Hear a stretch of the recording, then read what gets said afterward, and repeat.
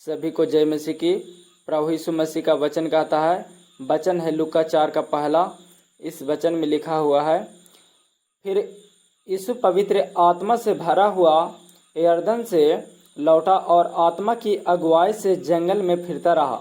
यानी प्रभु यीशु मसीह ने अपनी आत्मा के अगुवाई से जंगल में फिरता रहा। और लिखा हुआ है, और 40 दिन तक शैतान उसकी पीछा करता रहा। प्रभु यीशु मसीह को 40 दिन तक शैतान पीछा करता रहा। और लिखा हुआ है, उन दिनों में उसने कुछ न खाया और जब वे दिन पूरे हो गए तो उसे भूख लगी। प्रभु यीशु मसीह ने 40 दिन तक कुछ न खाए और जब 40 दिन पूरे हो गए तब उसे भूख लगी। और लिखा हुआ है 3 में, और शैतान ने उससे कहा, यदि तू परमेश्वर का पुत्र है तो इस पत्थर से कह कि रोटी बन जाए। समझ गए? पत्थर को एक दिया शैतान और बोला यीशु से कि इस पत्थर से बोलो कि रोटी बन जाए। तब देखिए प्रभु यीशु मसीह ने क्या बोले। यीशु ने उसे उत्तर दिया, लिखा है मनुष्य केवल रोटी से ना जीवित रहेगा। लिखा हुआ है, लिखा है मनुष्य केवल रोटी से जीवित ना रहेगा। समझ गए? तब देखिए क्या हुआ था। 5 में लिखा हुआ है, तब शैतान उसे ले गया और उसको पल भर में जगत के सारे राज्य दिखाए। प्रभु यीशु मसीह को एक जगह पर ले गया, समझ गए, और वहाँ सारी जगत को दिखा दे पल भर में। और लिखा हुआ है, और उसे कहा, मैं यह सब अधिकार और इनका वैभव तुझे दूंगा। जितना मतलब दिखाया प्रभु यीशु मसीह को शैतान, और बोल रहा था कि यह सब तुझे दे दूंगा क्योंकि वह मुझे सौंपा गया है और जिसे चाहूँ उसे दे सकता हूँ। शैतान ने बोला प्रभु यीशु मसीह से कि हम जिसे चाहूँ उसे दे दूंगा।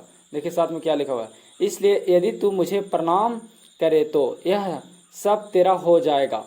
शैतान बोल रहा था प्रभु यीशु से कि एक बार मुझे प्रणाम करेगा तो सब तुझे दे दूंगा।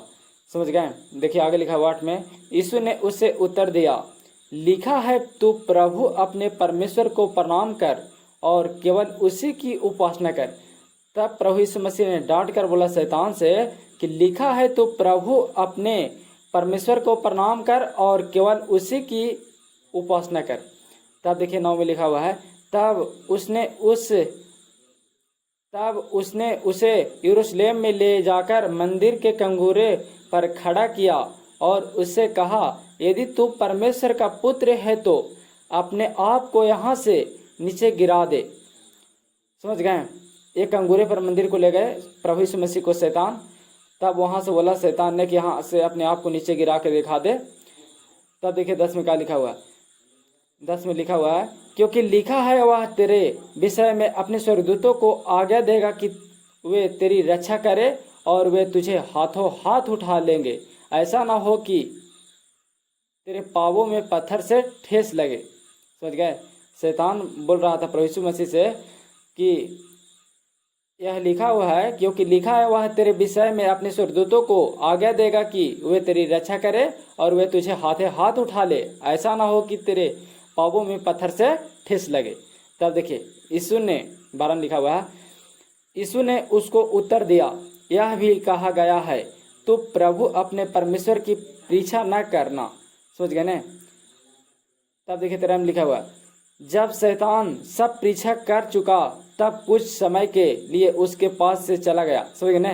जब थक गया शैतान सब कुछ से, तब प्रभु यीशु मसीह के पास से चला गया। समझ गए? इसलिए हम सबको भी बोलना है शैतान से कि हे दुष्ट आत्मा, प्रभु यीशु मसीह के नाम से मैं आग डालता हूँ, हर एक पापी शैतान के अंदर तो सब निकल के बाहर हो जाए।